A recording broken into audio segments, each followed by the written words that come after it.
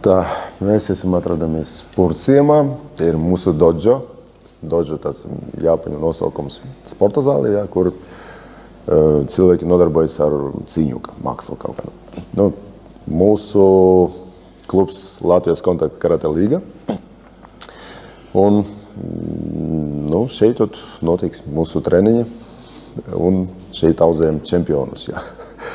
Bet cik parasti tie cilvēki parasti ir?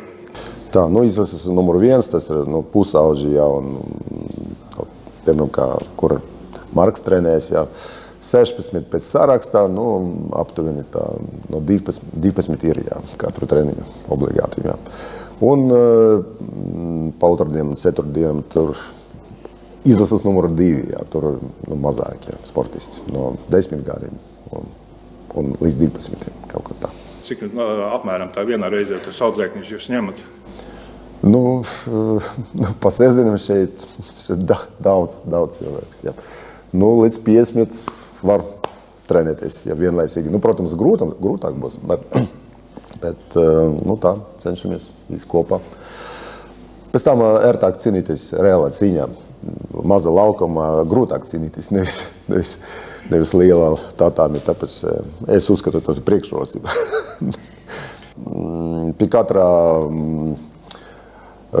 mācekļa es meklēju individuāli piegājienu, jā, kaut kādu, lai atrastu, izlabot kļūdas, stipras. Nosaukums visi zina apmēram tur karatē, bet tieši šo te papildus nosaukumu, ko tas nozīmē? Kontakta karatē, jā. Nu, šodien, jā, ļoti daudz veidus karate vispār, un kontakta karate, bezkontakta karate un tā tālāk. Mūsu karate veids, nu, teiksim tā, ir galvenais karate stils Kyokushin karate, kuru izgudroja Masato Asayama, tas ir leģendārs cilvēks, jā, varbūt dažādi zina, jā, tādu cilvēku. Un viņš vēl 20. gadsimta sākumā tur nebija apmierināts, ka sākās tendencija uz karate pasaulē uz bezkontaktam cīņām. Jā. Viņš teica, ka karate bez kontakta tas ir vienkārši dejošana. Jā. Un no tā es pilnīgi ar to piekrītu, jā. Tāpēc mums patīk kontakts. Nu, cīnīties vajag reāli, jā. Kā varētu, zināt, kurš labāks, kurš vajāks tikai, ja tur bija vieglas pieskariens, jā. Ne, vajag sist tā, lai visi saprāt, jā, kurš labākais. Ja pretinieks stāv, nu, tas nozīmē jums, nu, vajag sītienes, jā. Vajag stiprāk sist, viss būs redzams uzreiz. Bet nu, nav jau gluži tā, ka cīņa bez noteikumiem. Nē, tur ir, protams, noteikumi, jā. Un mūsu tieši karate stīlē tur aizlieks sist ar rokam, jā, tāpēc, ka cīņās notiks ar plikam rokam pa galvu. Bet pa krūti un ar kājām visa tehnika atļautās, nu, speciāli, lai saglabātu. Zini, ka jāatļaut pretinieku, nu, sportistam sist tikai ar rokam pa galvu, nu, tas visi tikko ar to nodarbosies, jā. Tas tīrais boks būs, jā.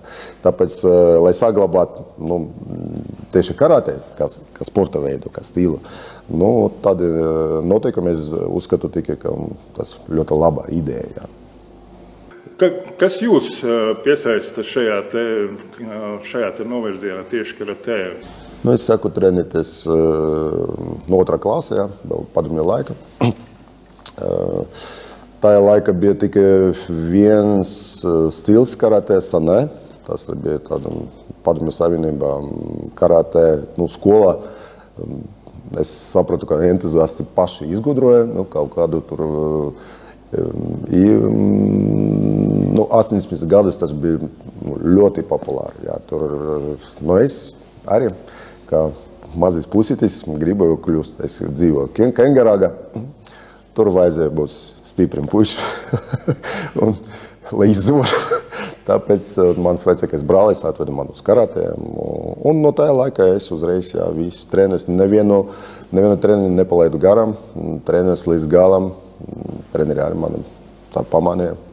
Un tā un turpinājām, jā. Un armijā arī trenēju, jā. Tāda lieta, kad es trenējos, pirms tiem 90 gadiem, bija aizliegts vispār trenēties, jā. Tāpēc mēs trenējamies tur pagrābos kaut kur, un turnīrus nebija, bet spēks bija, un mēs tā praktizējam. Es, piemēram, un sarunājos ar citiem čaļiem, tur no citas skolas, tā, davai cīnīsimies kaut kur mežā, un mēs satikāmies tur, Ābeļeva ļoti stipra skola bija, tur mēs cīnījāmies tur kaut kur dārziņos mežā, pēc tam Pūrcimā šeit mežā, tur no Fišera mācekļiem. Vot tāda dzīve bija, jā. Pēc tam es biju armijā, padomju laikā visi bija tur armijā. Kad atgriezos, arī kaut kur piedalījos, īpaši man tur 22. Gadā pēc tai boksa noteikumiem es vinēju, jā, sportmāniežā, jā, bija turnīrs, un tur es tajā laikā jau biju Kyokushinkai karate prezidents. Tā un bija nosauks, jā, kā tagad cīnīsies tur Kyokushinkai karate tur prezidents un Eiraizējas čempions kickboksā, jā. Un tas bija tikai sākums, jā, no dažādiem stīliem tāds. Es vienoju par 20 sekundēm, jā, tajā laikā. Un kā tas ceļš līdz trenerim? Kāpēc izvēlējāties, ka jātrenē un jānodod zināšanas tālāk? Tas ir, laikam, iekšējs pieprasījums no bērnībai. Man patika mācīt, jā, trenēt, attīstīt fiziku. Sākumā draugus, protams, jā, skolas biedrus es mācīju. Pēc tam armijā arī trenēju oficierus, jā, trenēju, jā, tur dabūju arī tur atvaļinājumu, jā, es biju Vācijā, jā, dienestu man bija, un man deva tur kombāts, teica, malacis, es visu rotu tur trenēju, visi stāvēju, bļau tur. Tāda interesanta, arī uztaisīju sporta zāli pagrabā tāda ar maisim tur vai ieroglifiem dažādiem tur. Tātad, un kombāts teica, malacis, tas ir ļoti laba lieta, brauc mājās. Uz kaut kādu tur, uz nedēļu vai divu, neatceros jau. Un pēc tam, jā, patika. Jūs zināt, tas ir kā māksliniekiem. Tu redzi rezultātu. Sākumā viņš neko nemāk, pēc tam pakāpeniski kaut kādu detaļu tur, un pēc gadiem tu skaties, tas ir jau īstais tigeris, jā, meistars. Tas ļoti patika, dot man spēku pašiem, jā. Vai vēl kādi audzēkņi, kas pirms Marka jau ir bijuši, kurus jūs atceraties, ka, jā, šit bija lietas koks? Jā, protams. Principā mūsu šeit dojo, gandrīz visam ir augsti sasniegumi, jā. Bet pasaules čempions mums pagaidām Marks pirmais, cerams, nebūs pēdējais. Bet šoreiz jāpaveicas vairāk Markam, jā, forši, protams, tas bija visgodīgi, jā. Viņš cīnījās ļoti centīgs, māceklis lepojas, jā, ar viņu strādāt, paklausīgs, tāds labi manierim, ļoti labi jauns cilvēks. Bet mums, jā, arī Kirillis teica, viņš ir 3-kārtais pasaules medaļnieks, jā, no dažādiem federācijām, arī Kyokushin karate. Marija Skuloviča, arī viņa 2-kārtē medaļniece pasaules čempionātam, Eiropas čempioni, jā, Marks arī Eiropas čempions, Kirillis teica arī pasaules Eiropas čempions Marija Skuloviča. Tas ir no pieauguši, mēs varam nosaukt viņus kā pieauguši, viņam vairs 18, 19 gadi. Mazi Marija tur 12 gadīgi, 14 gadīgi, principā ir ar ko lepoties, jā. Bija iedvesmojuši vārdi, ko jūs teicāt Markam pirms pēdējās cīņas. Es teicu, vajag pabeigt cīņu ātri un skaisti, lai visi atcerās, jā, cīkstuņos no Latvijas. Un nostrādāja. Jā, forši, izdevās. Visātrākā cīņa, laikam, finālā bija, jā.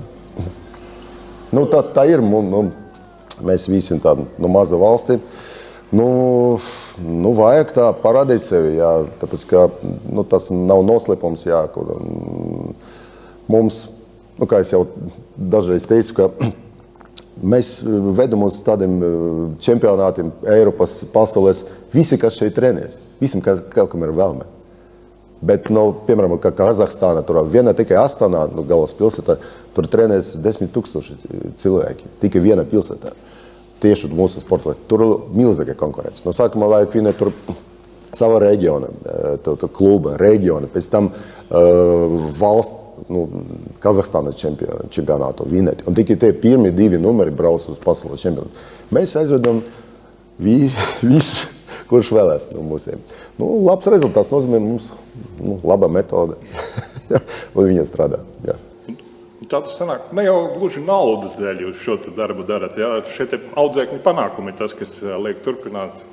Jā, tā sanēc. Sievā, protams, ne īpaši apmierināta par to. Tas, jā, manas dzīves ceļš, jā, teiksim tā. Protams, ja ir tāda iespēja, tad vajag, ja zināt par stipram un vajag puses izpētīt, jā, pretinieka. Bet ne visu laiku tā sanāca, jā. Tāpēc, jā, tur ir tāda lieta, ka vajag, savlaicīgi kaut ko izmainīt, jā, cīņas laikā, gaitā, un izgudrot kaut ko. Mums arī ļoti tād, milzīgs labi, neteikšu, bet, diezgan labs apjoms paņemienus, jā, visatkarīgi tā, un pie katra pretinieka mēs varam kaut ko viņam sagatavot, jā, un parādīt viņam. Un, protams, pašam arī vajag, ja pretinieks spēcīgāks par mums, vajag mainīt uzreiz taktiku kaut kādu, jā, spēcīgi par musēm. Vajag vairāk kustēties, ja viņš sit vairāk ar rokam, vai ar kājām, visu laiku vajag uzmanīgi skatāties, jā. Kas ir Markam tās īpašības, kas viņam ļāva šos titulus? Jau nav vairs pirmais, jā, šis ir lielākais, jā, bet pirms tam jau arī. Kas ir tās īpašības, kas viņam ļauj šajā līmenī turēties un startēt? Es uzskatu, vēlreiz, jā, viņš ļoti paklausīgs un cientīgs. Jā. Es pamanīju jau ne pirmo reizi, kā Eiropas čempionātu un tā tālāk, mēs visu laiku ar viņam runājam pirms tam.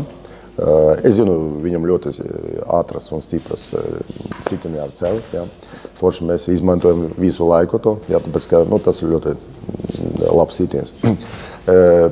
Es netikšu par citiem, jā, viņam tur visi tur virtuški, jā, tādi ar pagrīzenu sitienu, bet es sapratu, viņam vēl no teikvando, jā, kaut kāds tāda bija priekšrocība, bet vajadzēja attīstīt sitieni ar rokam, jā. Tāpēc mūsu stīlē, ar vājām sitieniem ar rokam nav ko darīt vispār. Tur var zaudēt ļoti ātri, jā, nebes. Un turēt sitieni, protams, arī. Un Marks ļoti paklausīgs, vēlreiz atkārtošu, jā, elastīgs, centīgs. Ko teikšu, viņš to dara, ļoti patīk ar viņu strādāt.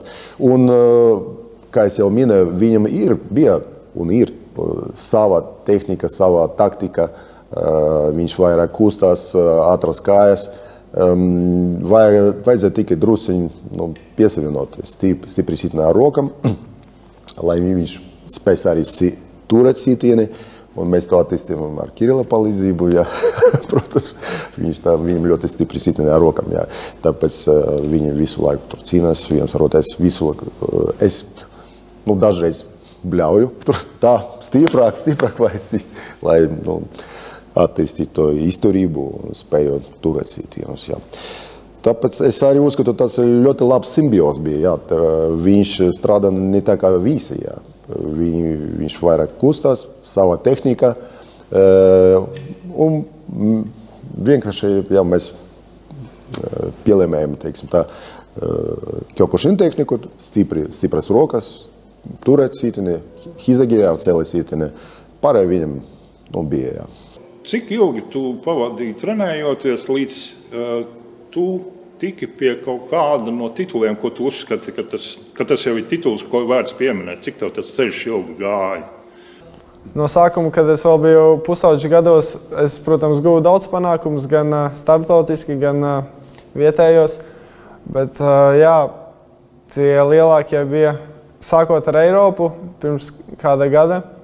Es no sākuma dabūju 2. vietu Eiropā, un tas bija grūts ceļš, un bija arī liels gandarījums, ka es viņu veicu, jo nebija viegli, bet vēlāk, kad to izdara, ir tāds prieks. Un arī Bielostokā, Polijā, es nesen dabūju 1. vietu, un es domāju, no tās vietas arī sākās tie panākumi arī, un izaugsme bija redzama. Jo izaugsme jau bija vienmēr, bet caur tiem pusauģu gadiem viņa varbūt nebija tik pamanāma, bet vēl lēnām viņu atkārtojot katru dienu, trenējoties katru nedēļu, vēlāk pie tā mērķa lēnām nonāk. Un tas ir pamanāms kādās lielās sacensībās, tā teikt. Kā tu jūties pakāpeniski uz tām sacensībām ejot? Tagad ir vēl ilgs laiks, pāris mēneši, nedēļas. Par to īsti pat nedomā. Vienkārši zinu, ka ir jātrenējas, lai būtu labs rezultāts, un to arī dara. Par tādām aizdomām un satraukumiem pat nedomā. Bet tagad ir jau laiks izbraukt no Latvijas uz kādu valsti vai doties uz tām sacensībām un gatavoties. Viņam jau pāris dienas paliek, tad jau iestājas tāds varbūt nemieris, tāda neziņa, kas būs par pretiniekiem. Iznāk kategorijas, paliek arī stress, sākam meklēt, kas tie par cilvēkiem, varbūt pazīstam kādus. Un, jā, es domāju, tad veidojas tas lielākais stress, bet īstenībā tagad iznāk ringā un sākas tā pati cīņa, viss stress un visi satraukumi aizmirstas, ir tikai tu un tavs pretinieks, un jā, tu mēģini tikai uzvarēt. Cik cīņas bija jāizvada, lai varētu tikt pie šī čempiona titula? Pasaules čempionāts notika Nīderlandē no 17. līdz 18. novembrim. Un man sacensības bija tieši 18. novembrī, jo es esmu 18 līdz 21 gadam kategorijā. Man tieši bija 3 cīņas, kuras es visas uzvarēju. Jā, ceļš nebija viegls. Es pat otrās cīņas vidū domāju, ka es zaudēšu, jo pretinieks tiešām bija stiprs, ļoti ātrs un ar stipriem sitieniem. Bet, tā teikt, es dabūju laiku mazliet atpūsties starplaikā un sakopot domas, sakopot emocijas. Un tad arī parādījās tas spēks, un es tā arī viņu uzvarēju ar lielāku izturību. Pateicoties Edgaram, visas skriešanas atmaksājās, tā teikt. Un, jā. Ir citos sporta veidos, kur treneri dzird, bet viņi teiktais neaiziet līdz tevīm. Jā, kā tev ir? Tu dzirdi treneri, ko saka un saproti, un to var arī realizēt, vai tomēr uz tā paklāja situācija ir savādāka? Īstenībā cīņā tu dzirdi tikai treneri. Tu pēc cīņas noeji malā un tev varbūt komandas biedri saka, es tev teicu sit to, bet tu dzirdi tikai treneri un savas tā teikt domas skaties, ko pats tu vari izmantot un meklēt. Un jā, un ja ir labs tā teikt sekundētājs treneris, tad to ļoti labi var izmantot. Viņš no tā teikt trešās puses redz, kā labāk ir kustēties, sist un pārvietoties, ko labāk ir darīt. Tāpēc jā, tas ir ļoti būtiski, manuprāt. Kad tu saprati, ka šī uzvara būs tavējā un neizspruks tajā brīdī, ka viņš nolikās uz paklāja, vai tas vēl nebija tas brīdis? Es domāju, ka jā, tajā brīdī, kad es trāpīju viņam ar kāju galvā, un viņš jau tā teikt, gulēja uz tatami, īsti nevarēja turpināt cīņu. Tad es arī sapratu, ka iespējams es būšu pasaules čempions. Līdz tam es pat nevarēju to nojaust. Braucot uz Nīderlandi un vispār tās dienas gaitā es pat nevarēju to iedomāties. Ja. Man vispār bija tāds šoks, es nesapratu, kas notiek, jo es domāju, ka es atbraukšu, man ir jauna kategorija, bez ķiveres, bez cimdiem, bez aizsargiem. Un tagad galvenais, es domāju, bija, tā teikt, veselība, saglabāt sevi, nedabūt arī sitienu uz galvā, traumas. Bet izrādījās, ka arī varu kaut ko uzvarēt.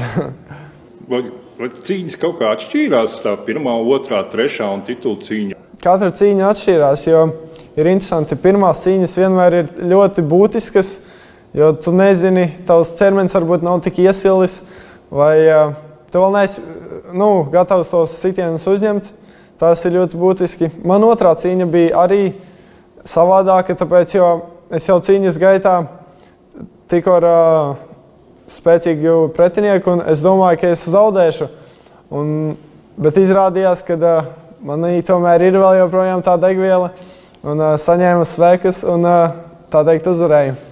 Un trešā cīņa arī bija tā fināla cīņa, un fināla cīņas arī ir savā ziņā ļoti nervozas un stresainas, tāpēc, jo visi tevi skatīsies, tas viss notiek lielā arēnā, kur ir viens tikai laukums, viens tatamī, un visi skatītāji simtiem tevi skatās, kā tu cīnies ar savu pretinieku un mēģini, tā teikt, uzvarēt.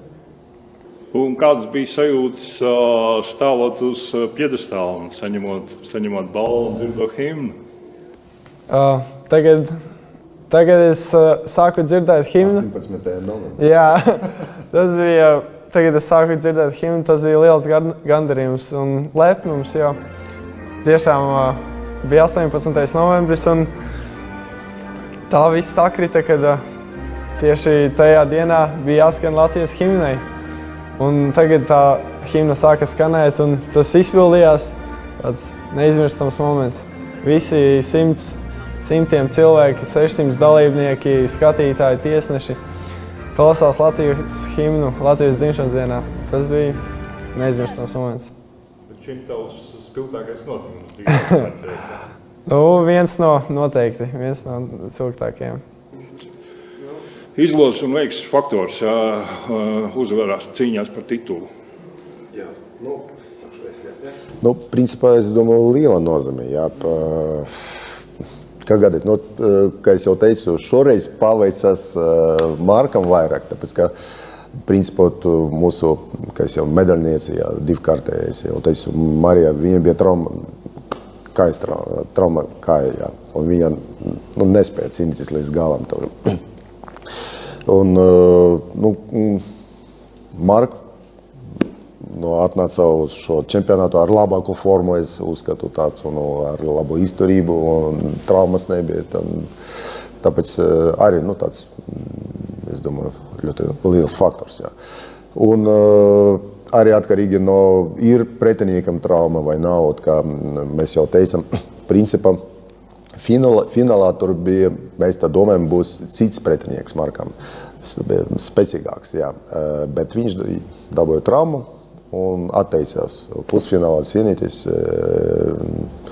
Tāpēc es uzskatu, tas arī kā sportā olimpiskais laime, jā.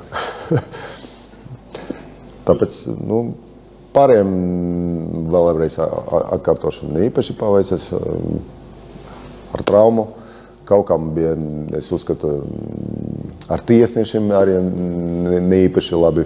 Piemēram, pusfinālā Markam bija ļoti grūta cīņa, kā mēs teicām, tur Kazahstāna čempions bija.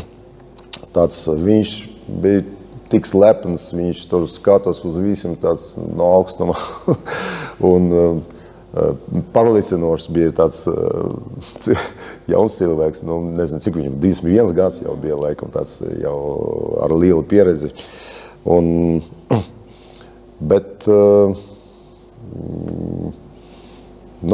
galvenais izturēt bija, jā, un pēc tam sanāca, ka, par to veiksmi.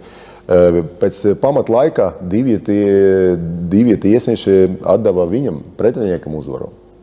Divi teica, nekām, kiki-vaki nosaukums. Un referi nolemām arī dot viņam hikivaki, dot papildu laiku. Tāpēc, kā pamatlaikā, pretinieks bija drusciņi labāk, jā.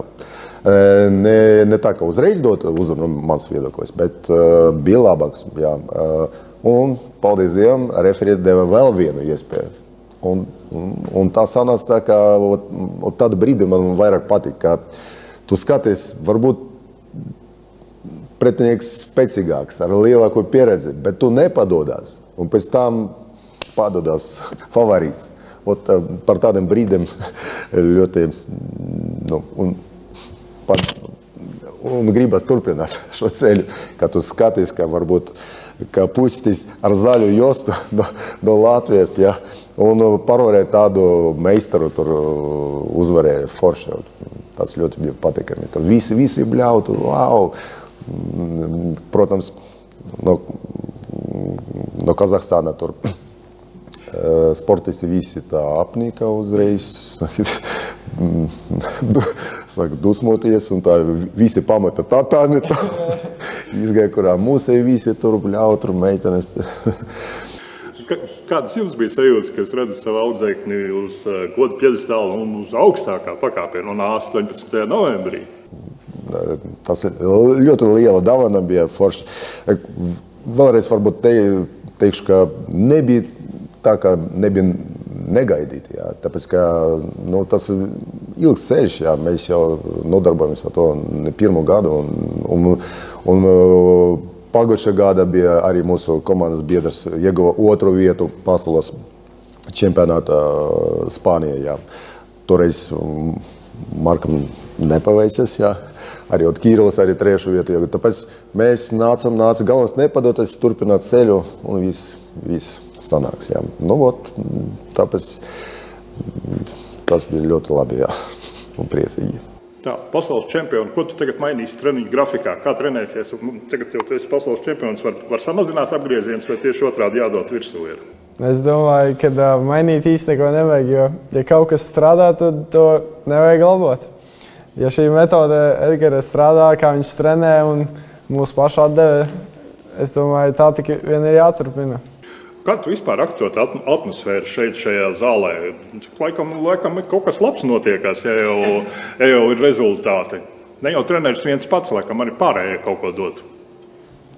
Es domāju, jā, ka tas ir liels faktors gan no trenera, gan no pašu jūtām un no vispār mūsu komandas audzēkņiem. Jo, jā, kā jau teica treneris, te ir ļoti tāda mājīga un forša atmosfēra.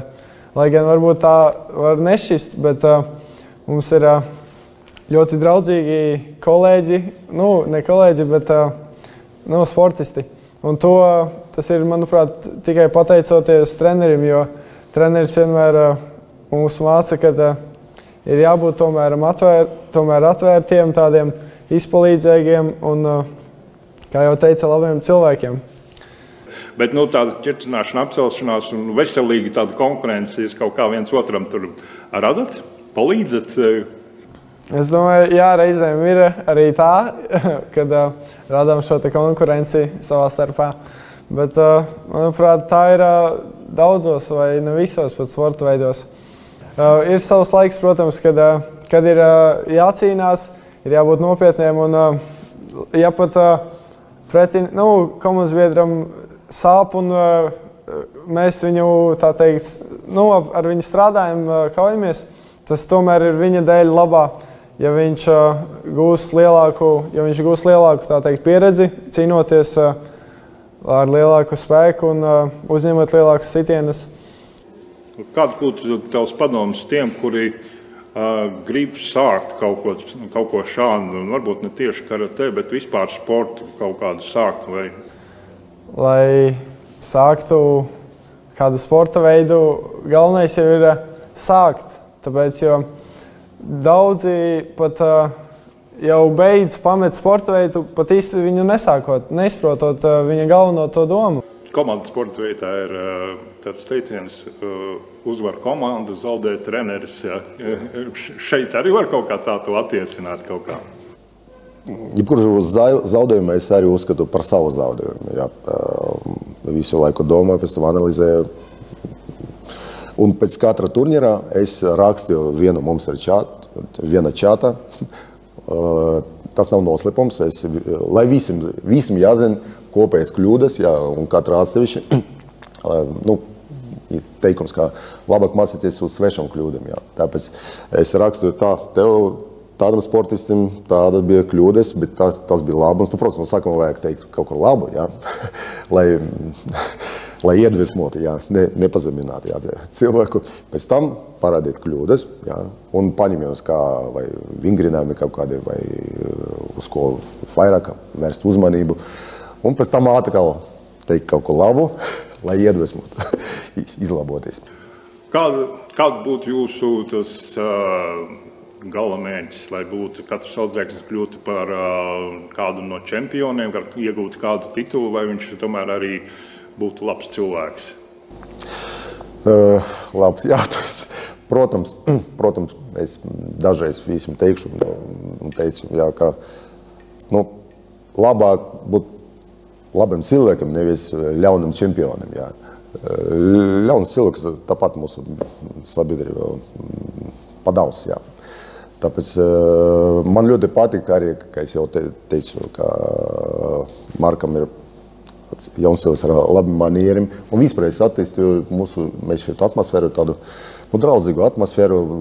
Pieauguši palīdz maziem, viens palīdz otram. Es uzskatu ļoti laba tāda atmosfēra. Patīkami strādāt, jā, patīkami redzēt, kā viņi aug. Un cerams tā un būs.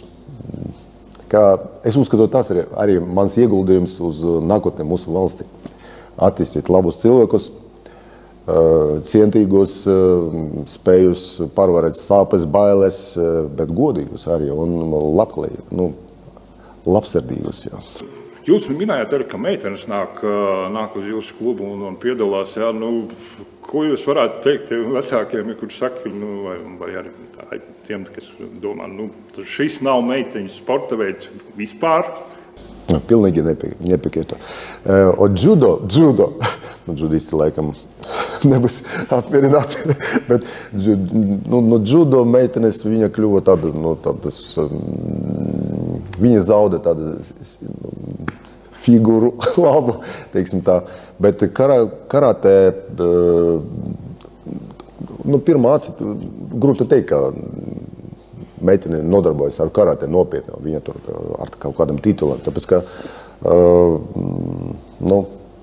viņi kļuva ātri, elastīgi un mērķtiecīgi, protams, jā, arī. Un es uzskatu, ka karate tiešot meitenam ļoti labs sporta veids. Jā. Un principā visam cilvēkam, meitenam un pušam vajag kaut ko terēt savu enerģiju. labāk tāda sporta veidus. Treniņos, uz cik lielu jaudu jūs viens ar otru strādājaties sparingos? Ne, viss atkarīgi no cik tālu no turnīra. Jā. No sākuma labi. Mēs sākam gatavoties pie nopietnam turnīram kaut ko pirms 3 mēnešiem. Uzreiz mērķis ir. No sākuma pakāpeniski, pēc tam kaut kur pusē, 2. mēnesī, visiem vajag cīnīties ar visu spēku, lai attīstītu un ātrumu un izturību. Pēc tam, protams, ir kaut kādas radas traumas, jā, un vajag samazināt slodzi. Un pakāpeniski mēs tā vairāk strādāsim pie maisos, kaut kur uz izturību skriesim. Pēdējo nedēļu vispār mums nav sparingos, jā, lai saglabātu kājas, kaulus un tā tālāk. Pastāstīji, kā tu nonāci līdz cīņas sportam, jo es zinu, tu arī esi braucis ar mocīti, jā, un kā tu nonāci līdz trenerim, atrad šo treneri, jā, no Ogres līdz Rīgai gabaliņš ir. Es jau sāku trenēties cīņas sporta veidā no 6 gadu vecuma. No sākuma tas bija taekwondo. Pirmos 3 gadus tur es ieguvu daudz iemaņas. Un tad es pārgāju uz karate sporta veidu. Vēl joprojām turpinu viņā cīnīties. Un es no sākuma, protams, trenējos Ogrē, biju treneris. Tad pārgājām uz Salaspili, meklējām labākos. Un dzīve tā, es teikšu, sagriezās, kad atnācu pie aizvarieša. Tā teikt, aizvarietis ir labs treneris un nav grūti atbraukt līdz Rīgai, ja ir efektīvi, tā teikt, tā vērts. Ar ko viņš paņem? Ar savu personību, ar treniņu metodēm, ar treniņu apstākļiem, ar ko? Es teiktu, ka pat ar visu, gan ar personību, gan ar treniņu apstākļiem un viņa metodēm. Tāpēc, jo Edgars iegulda lielu darbu mūsos un mūsu apmācībā. Viņam tas ir ne tikai kā darbs, bet kā hobijs. Viņš aizdomājas par katru lietu, tāpēc mēs to paši redzam un vairāk arī darbu ieguldam. Ir grūti, tā teikt, nesasniegt mērķi, ja uz to tik ļoti cenšas, kā mūs virza uz to Edgars. Kādas ir tā motivācijas parasti? Tas ir vārdiskās, viņš uzsit uz pleca vai iedod kaut kādus vingrinājumus, papildus uzdevumus. Kas tev visvairāk dzen uz priekšu? Ar vārdiem viņš bieži izmanto pareizos piemērus un, piemēram, mēs ejam uz mērķi un, kad ir rezultāts, kad to sasniedzam, viņš vienkārši nepaslavē un tā, viņš paslavē un arī tādu analizē, lai mēs saprastu, kāpēc tā noticis, kādas varbūt arī ir bijušas kļūdas, ko tālāk var izlabot. Un es domāju, tādā veidā tikai tie panākumi nāk, un tā mēs arī paši saprotam sportisti, kad ar kādu atdevi, kad lielāk, jaudīgāk ir jāstrādā, jo treneris iegulda lielu darbu, mēs paši arī nākas ieguldīt lielu darbu. Cik bieži un cik intensīvi tie treniņi ir tev? Treniņi ir nedēļā 3, katrs ir pa 2 stundām. Un sākas ar iesildīšanos, tad mēs pārējām pie tehnikas, pie stiepšanās, tas ir ļoti svarīgi, manuprāt. Un tad arī pie sparingiem, tā teikt, tūcīņas ar komandas biedriem. Un vēlāk arī ķermeņa nostiprināšana, es domāju. Un šīs metodes tikai ir izdomātas Edgara, es domāju, un tās ir ļoti efektīvas. Tā teikt, viss kā ir izplānots. Kā ir būt sportistu vecākam? Šitais brīvā laikā laikam arī sev veltīto var tā izsvītrot ārā, tevišķi, ja viņi ir 2. Nē, principā sev nepaliek nekas, principā. Godīgi sakot, protams, kad visi kaut kādi līdzekļi finanšu un brīvdienas daudz ir liektas, maksimāli atdots bērniem, bet, kā sakās, kam arī dzīvot, kā ne viņiem. Tavs padoms vecākiem, kuri savu bērnu gatavojās dot sportam? Grūts arī jautājums, viņi var tirzāt visādi, bet pats galvenais jau, protams, uzticēties drusiņu saviem bērniem, nespiest viņiem to visu virsū un skatīties, klausīties, ko grib treneris, ko viņš redz, un neapstāties kaut kādā tādā grūtā brīdī, kad viņiem liekas, vecākiem tieši liekas, ka viņa bērns neko nevar. Ja? Tajā brīdī tieši jāpiestrādā un viss izdosies. Tas bija jūsējā panākuma atslēga, ja? Jā. Labi, Emocijas. Esat stundu sarunājuši, pietiks? Jā, pietiks, jā. Vajag izskatīt. Es nevaru, man tā.